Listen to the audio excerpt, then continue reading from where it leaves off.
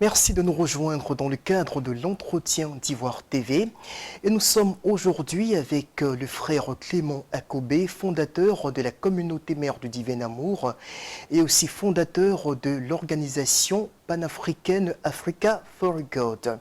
Alors pendant une quinzaine de minutes, nous allons échanger sur l'impact de la foi sur la gouvernance en Afrique et ceci afin de comprendre justement comment est-ce que les valeurs éthiques que nous prescrivent donc la religion peuvent influencer la gouvernance dans nos différents États sur le continent. Frère Clément Akobé, bonjour. Bonjour.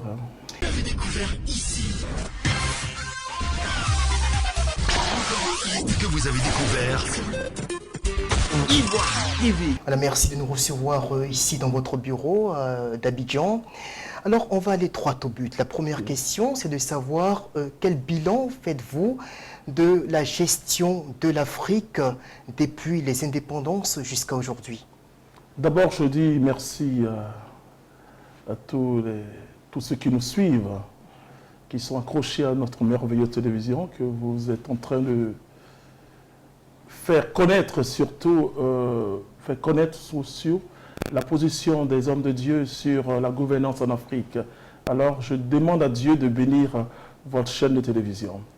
C'est vrai que quand on regarde l'Afrique, on se pose une question. Est-ce que Dieu a abandonné l'Afrique? Au lendemain des indépendances, nos pères, fondateurs de nos différents États, avaient une vision, un rêve. C'était de voir une Afrique debout. Une Afrique qui retrouvait ses indépendances, une Afrique qui pouvait décider d'elle-même. Mais malheureusement, je le dirais, aujourd'hui, le bilan est très mitigé dans le sens où on sent un écart dans la vision des pères fondateurs et la vision aujourd'hui des dirigeants de l'Afrique. Alors, ce qu'on peut se poser comme question, est-ce que l'Afrique est vouée à l'échec? Je dis non. C'est vrai qu'ils ont fait ce qu'ils pouvaient faire au niveau, parce que ce n'était pas facile, c'était par une bonne indépendance. On nous donne l'indépendance politique. Nous savons que pour une bonne gouvernance, il faut le pilier économique. Mais à partir du moment où tu n'es pas indépendant sur le plan économique et que ton budget national dépend des puissances occidentales, tu n'es pas indépendant. Alors, je regarde cette situation avec beaucoup d'espérance en disant que la jeunesse africaine commence à comprendre que la vraie indépendance, elle est d'abord économique. Alors, mon regard sur les 30 dernières années pour l'Afrique, je me dis qu'il faut une nouvelle vision, une vision qui part à partir de notre foi en Dieu. Ok, alors, est-ce que quelque part ce bilan qu'on peut à juste titre qualifier de négatif n'est pas quelque part dû à l'égoïsme? L'égoïsme de nos différents dirigeants. On a eu beaucoup d'initiatives régionales dans le sens de l'intégration justement des pays africains. Jusqu'à présent, presque rien n'a marché. Tout ce qui a été conçu pour être bâti en commun a échoué pratiquement. Et cela certainement parce qu'il semble que chacun semble être plus enclin à préserver sa chasse gardée. Prenez Air Afrique, qui est un instrument d'intégration. Et c'est quelque chose d'extraordinaire. J'ai eu la grâce d'aller dans mes premières missions en Europe avec Air Afrique. Air Afrique pouvait vous conduire aux États-Unis, à New York, pouvait vous conduire à Rome et partout dans toutes les grandes capitales. Mais vous connaissez l'histoire de Air Afrique. Ce que je veux dire, c'est une question de vision. Et la vision panafricaine qu'avaient nos pères et fondateurs de nos États était une Afrique de famille, une Afrique où la preuve en est que Houphouët-Boigny, par exemple, Senghor, travaillaient ensemble avec les autres présidents. C'était même plus une histoire de langue, c'était une histoire du continent. Comment, du Ghana, et Patrice Lumumba du Congo, tous ces panafricains travaillaient ensemble. Aujourd'hui, c'est une vision très égoïste qu'on a. Mais cette vision égoïste est due, sans accuser l'Occident, parce que je ne suis pas de ceux qui mettent tous les chefs de l'Afrique sur l'Occident. Je ne suis pas comme ça. Mais je dis que les Africains sont complexés. Ils sont complexés parce qu'ils ne construisent pas une politique à partir de leurs valeurs africaines. Ils sont complexés dans le sens où, et même quand un Africain fait quelque chose, il va être apprécié par l'Occident. Et donc, ça cause un problème de vision. Or, pour le développement implique qu'il y ait un équilibre, d'abord, anthropologique. Un équilibre, c'est que l'homme doit d'abord être fier, parce que ceux qui ne sont pas fiers de leur nation, ne sont pas fiers de leur famille, même s'il y a des défauts, en disant, et parce que je suis issu d'un peuple très pauvre, je dois relever un défi. C'est ceux-là qui reconnaissent qu'ils se trouvent dans une situation très difficile et que leur nation se trouve dans une situation très difficile, c'est cela qui peut changer le monde. Or, malheureusement, frères et sœurs, aujourd'hui, on ne voit pas cela dans nos leaders africains. Une sorte de repli sur les valeurs culturelles. Parce que, oui, ce qui se passe aujourd'hui en Afrique, c'est que vous avez un parti au pouvoir qui veut se maintenir et vous avez un parti d'opposition qui veut chasser ceux qui sont au pouvoir. C'est malheureusement l'ère des indépendances avec les pères fondateurs qui étaient vraiment divisés par des conflits d'intérêts géopolitiques entre différents blocs. Effectivement, parce que là, ils étaient partagés entre cet Occident dirigé, si vous voulez, par les États-Unis, ce capitalisme fort, et l'URSS. Donc, la guerre froide aussi. La guerre froide, donc, ils avaient un choix idéologique. C'est-à-dire qu'un choix idéologique, par exemple, la Côte d'Ivoire, il faut bien commencer par le communisme. Voilà. Et finalement, il a adopté une politique libérale en Côte d'Ivoire. Et c'est cette politique libérale qui a continué jusqu'à aujourd'hui.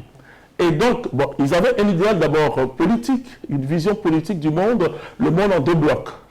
Ensuite, les blocs se sont effondrés.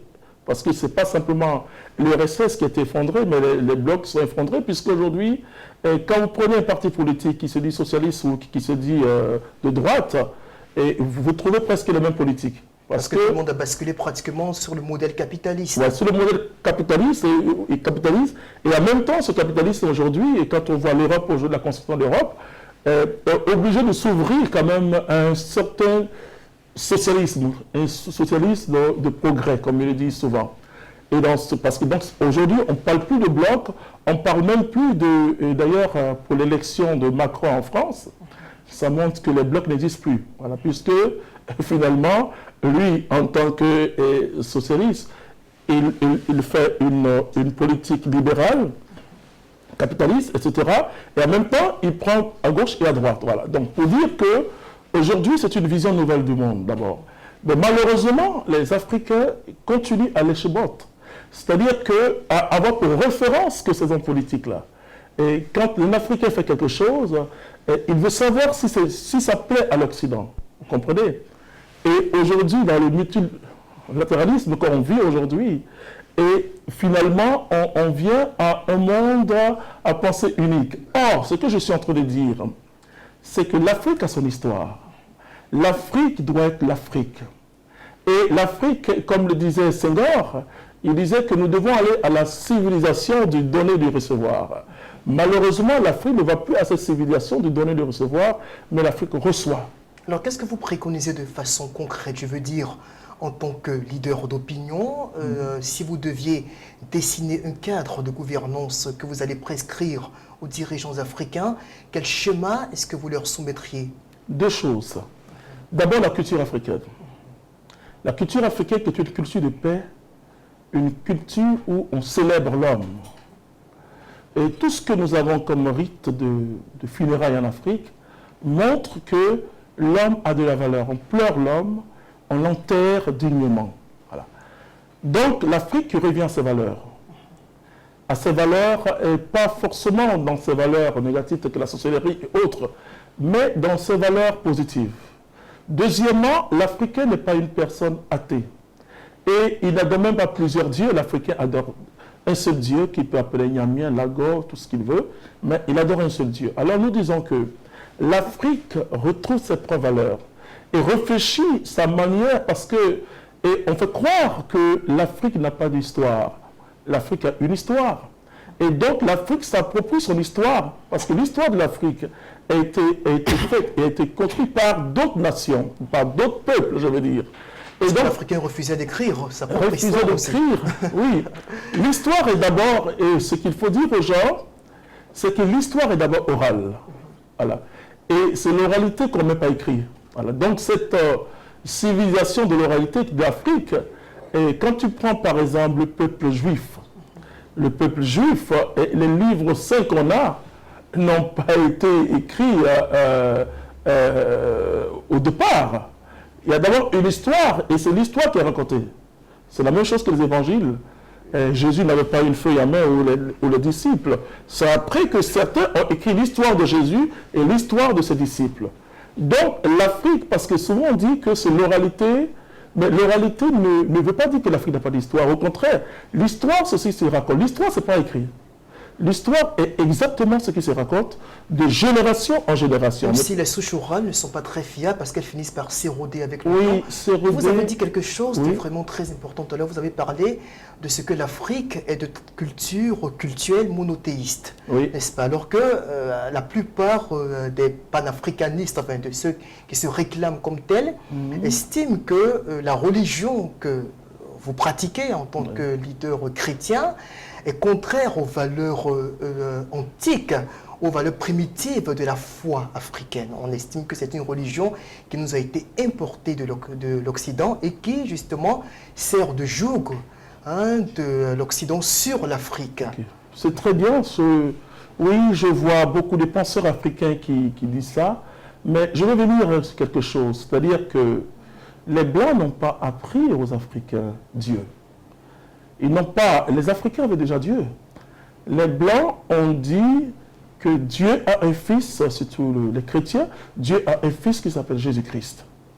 Donc ce qui est nouveau, c'est cette appellation nouvelle de Dieu en la personne de Jésus-Christ.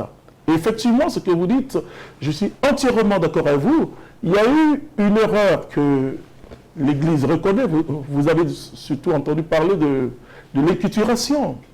C'est-à-dire que nous devons partir de nos valeurs pour adorer et pour comprendre Dieu. Nous devons partir de nos valeurs et nous devons vivre notre foi en fonction de nos valeurs culturelles. Qu'est-ce que je veux dire? Je veux dire qu'une grave erreur que les missionnaires ont fait, c'est qu'ils ont supprimé, ils voulaient supprimer la religion, ils voulaient supprimer une religion pour installer une autre religion. Voilà. Non, alors que le mystère de Dieu, c'est le mystère qu'on appelle l'incarnation. Dieu vient entrer dans une culture comme Jésus l'a fait. Et quand vous lisez les évangiles, Jésus continue à aller au temple, etc. Et Jésus, et Dieu a inscrit la mission de Jésus au cœur d'un peuple qu'on appelle les Juifs. Donc les Juifs, c'est une religion, comme on peut dire les musulmans ou les chrétiens. Donc, mais Jésus, il a grandi en tant qu'enfant juif. Qu'est-ce qu'on aurait dû faire en Afrique? En Afrique, et comme le dit le Concile Vatican II, c'est que dans toute religion, il y a des lumières de Dieu. Voilà. On devait comprendre d'abord cette religion des Africains. Qu'est-ce que les Africains cherchent dans les sacrifices? Qu'est-ce qu'ils cherchent? Ils cherchent un certain bonheur. Et il leur dit, ah, vous avez raison. Mais le sacrifice que Dieu a fait pour que chacun ne fasse plus un sacrifice, il s'appelle Jésus-Christ, voici l'agneau de Dieu qui ôte le péché du monde. Alors ça, ils vous diront que ça vient de l'Occident. Non, c'est une erreur. Et puis surtout que dans le vécu des choses, même dans l'organisation de la foi chrétienne catholique en tout cas, on a un système très centralisé avec le siège, enfin la papauté qui se retrouve au Vatican, un pape qui est constamment de race blanche, aucune place pour le noir. Le noir n'a pas vraiment son mot à dire. Dans l'organisation du système chrétien catholique. Non, c'est ce qu'on pense. C'est perçu comme un instrument d'asservissement plutôt. Pourquoi ils sont blancs? Parce qu'ils ont commencé avant nous. Ils ont commencé presque 2000 ans avant. Ils sont peut-être plus pieux que vous. Non, ils ont commencé parce que quand les apôtres ont commencé à évangéliser, ils sont allés en Occident. Vous comprenez?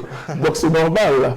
Nos églises n'ont même pas encore 150 ans et pour les plus vieilles, c'est 200 ans sur au moins 2000 ans. On n'est pas encore très mûr pour la foi. Non, pas qu'on n'est pas mûr, mais on n'est pas assez mûr pour assez représenté et représentatif pour dire que si on fait un pourcentage de chrétiens noirs, malgré que nous soyons un continent aujourd'hui qui se réveille dans la foi, on n'est pas assez par rapport au continent, surtout en Amérique du Sud, où vous trouvez beaucoup de Blancs. Et d'ailleurs, et celui qui est pape aujourd'hui, ce n'est pas un Français, c'est pas un Anglais, c'est un Sud-Africain, un Sud-Américain, un Argentin.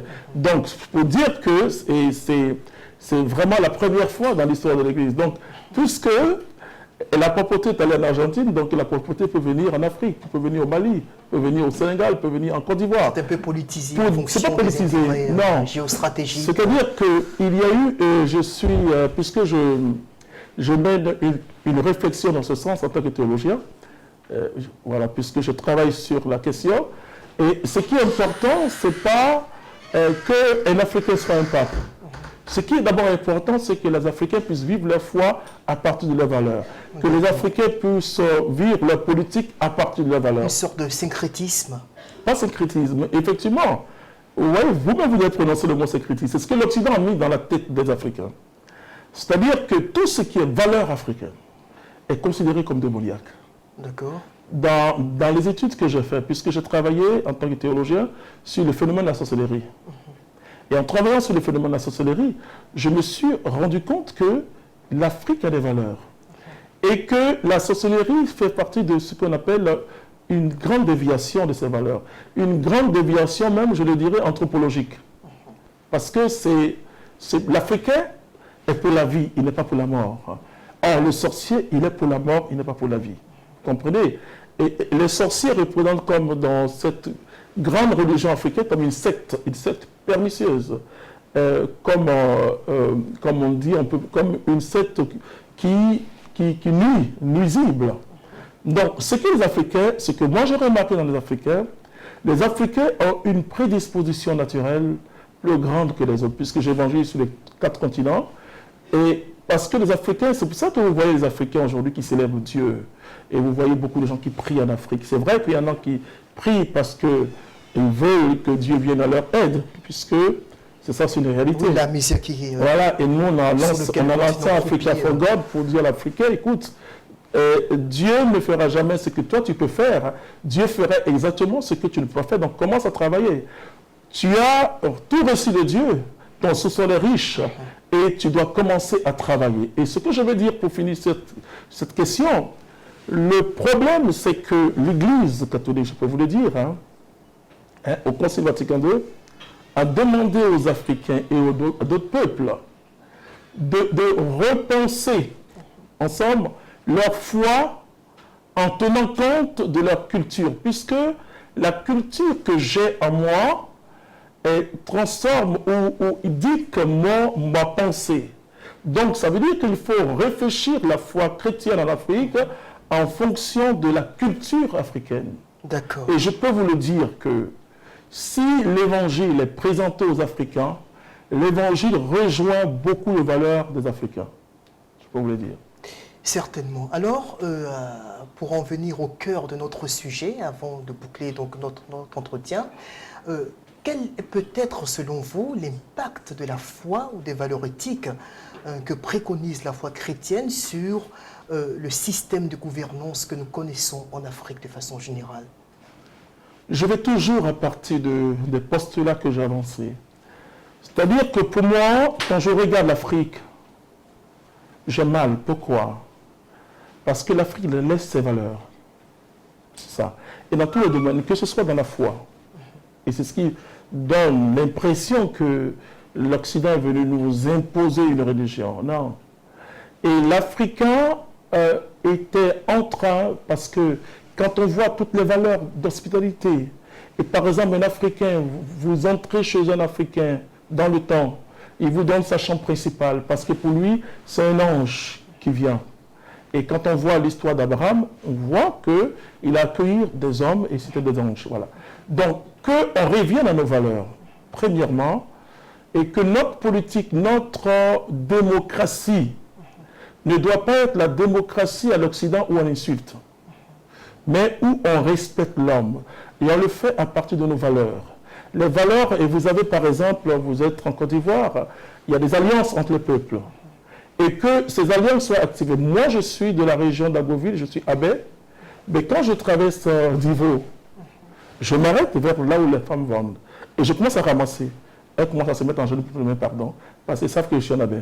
Et je dis, vous êtes mes esclaves. Et puis on rit. Et puis j'achète. Vous comprenez que ce sont des valeurs. Ce sont des valeurs, et quand on voit par exemple l'histoire de la France, de la Révolution française, on voit que ce sont des penseurs. Mais qu'est-ce que ces penseurs-là faisaient? Et ils rappelaient simplement au peuple ces valeurs. C'est tout. C'est tout. Quand tu vois tout ce que Victor Hugo et tous ces gens, ils rappelaient que les valeurs. Des valeurs libertariennes aussi. Oui, effectivement. Libertaires quelque part. Oui, mais qui rappelaient, par exemple, quand ils prennent des récits, par exemple, moi j'étais marqué par le renard et le corbeau, le renard. Voilà, vous voyez, ils étaient sous une monarchie assez sévère. Donc, il fallait inventer un langage, et donc ils ont inventé ce langage. Et s'entraîner progressivement du siècle de lumière, et puis ce qu'on connaît aujourd'hui, qui est ce qu'on appelait la Révolution française. Et il faut une révolution africaine. Recentrée sur l'autoritarisme. Non, sur la valeur, les valeurs africaines. Justement, recentrée sur l'autoritarisme, le pas respect. Non, pas l'autoritarisme, l'autorité. Parce que l'autoritarisme, c'est la force C'est un peu ça déviante de l'Africain. Oui, c'est ce qu'on croit. Mais en Afrique, le roi ne parle pas. Justement, mais le roi, il parle tout pas. puissant même. Non, il n'est pas tout puissant en Afrique. En Afrique, c'est le peuple qui choisit son roi. Et de manière consensuelle. Vous voyez déjà ça. Vous voyez la différence. Et ce sont les notables qui font le roi.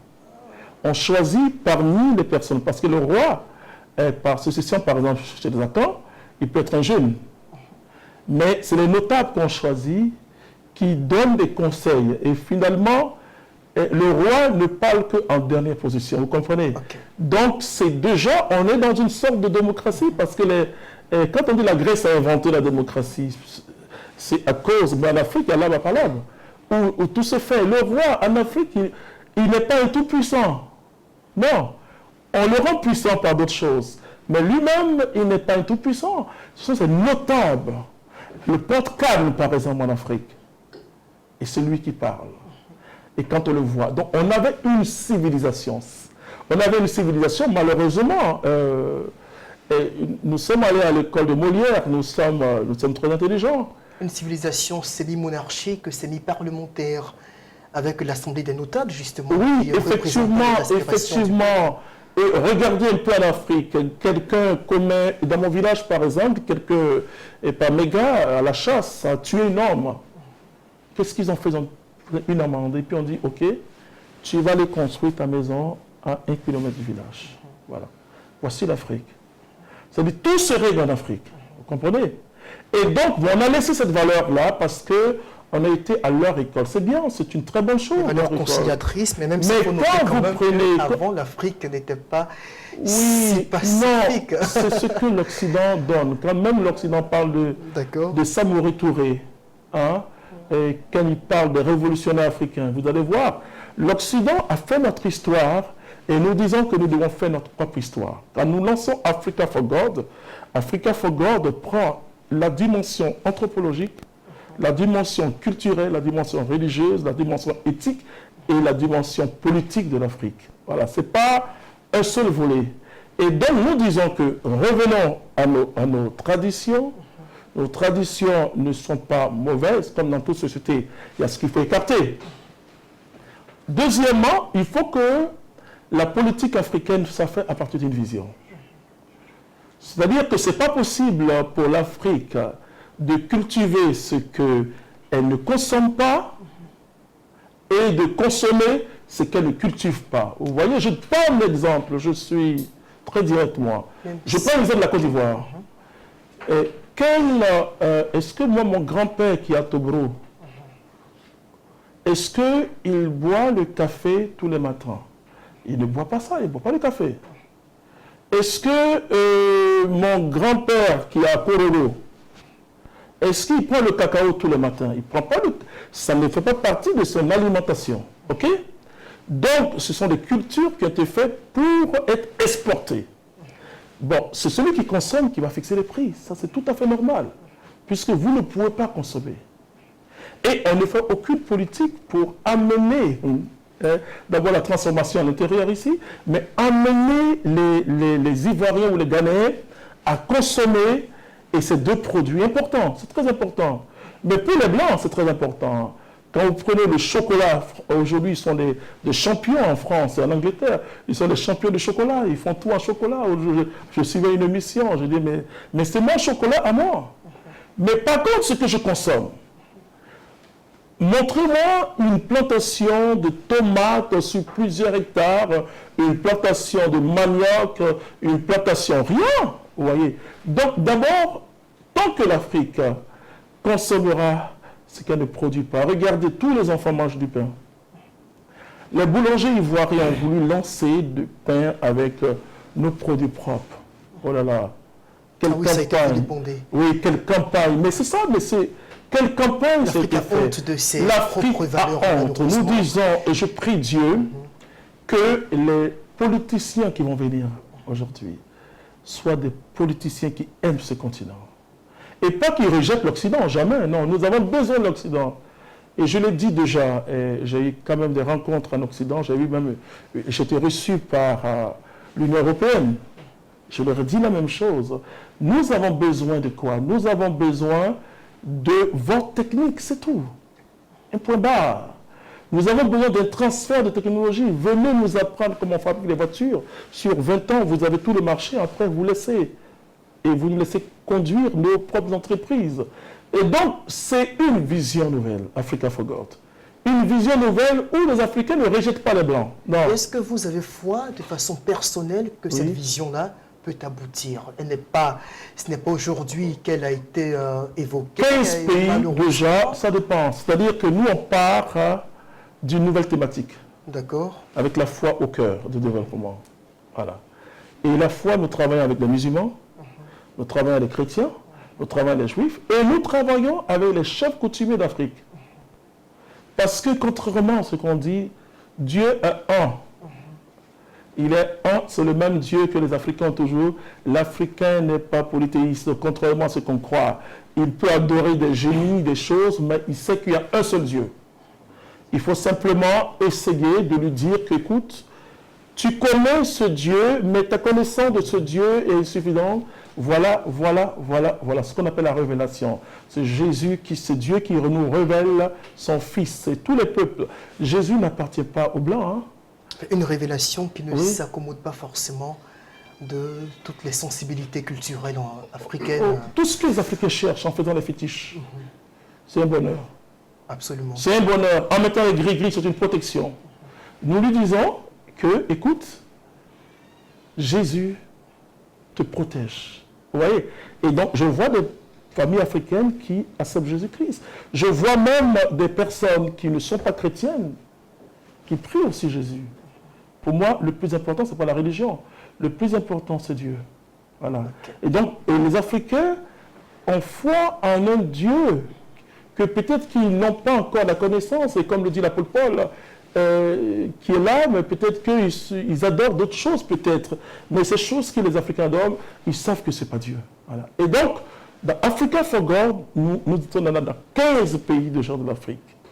Dans 15 pays de l'Afrique, en moins de 4 ans, 5 ans plus tôt, où on voit aujourd'hui des personnes qui travaillent. On était au jour au Palais des Sports, vous voyez, il y a un volet politique, un volet qui fait une plateforme pour la cohésion nationale. Absolument. Voilà. Donc, la foi, et contrairement à ce que beaucoup de gens croient, la foi n'est pas faite pour les chapelles, les églises, les mosquées. La foi, elle est faite pour la vie. Okay. C'est la vie, c'est-à-dire que l'homme croyant, c'est celui qui transporte cette chapelle, cette église, cette mosquée dans son lieu même de travail. Cela ne veut pas dire qu'il est en train de prier, mais il vit les données de la foi. Il vit dans la charité. Il est honnête dans tout ce qu'il fait et la société changera. Alors on dit, si on peut ne pas être d'accord sur beaucoup de choses, sur nos opinions politiques, mais on doit tous être d'accord sur Dieu, qu'il existe un être suprême qui est bon et qui est le Créateur et qui nous aime. Alors si on est focalisé vers ce être-là, on devient d'abord intelligent parce que, et comme je le dis souvent aux Africains, ce sont les histoires des familles, des palabres qui font que il y a quelque chose qui bloque, hein, qui coince. Parce que et quand quelqu'un commence à faire quelque chose, on dit pourquoi lui on gâte, etc. La sorcellerie vient aussi de toute cette misère qui est d'abord une misère anthropologique. Voilà. Avant d'être d'abord une misère anthropologique, aujourd'hui, une misère culturelle, parce que moi je souffre. Vous voyez pourquoi je souffre? Je ne comprends pas mon ethnie. Tu comprends? Parce que je suis un jeune de la ville. Et aujourd'hui que je suis devenu chrétien, que j'annonce l'évangile, je vois les valeurs culturelles. Ouais, donc je lutte aujourd'hui pour que l'Afrique ne perde pas ses valeurs. Voilà. C'est très important et c'est malheureusement là que nous allons certainement nous arrêter. Le temps qui nous est imparti est arrivé à son terme. En tout cas, c'était un plaisir, frère Clément Akobé. Je rappelle que vous êtes le fondateur de la communauté mère du Divin Amour, mais aussi l'initiateur de la plateforme régionale Africa for God.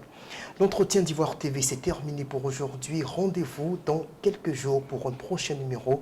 D'ici là, portez-vous bien. Au revoir. Au revoir. Vous avez découvert ici. Que vous avez découvert Ivoire TV. Ivoire TV.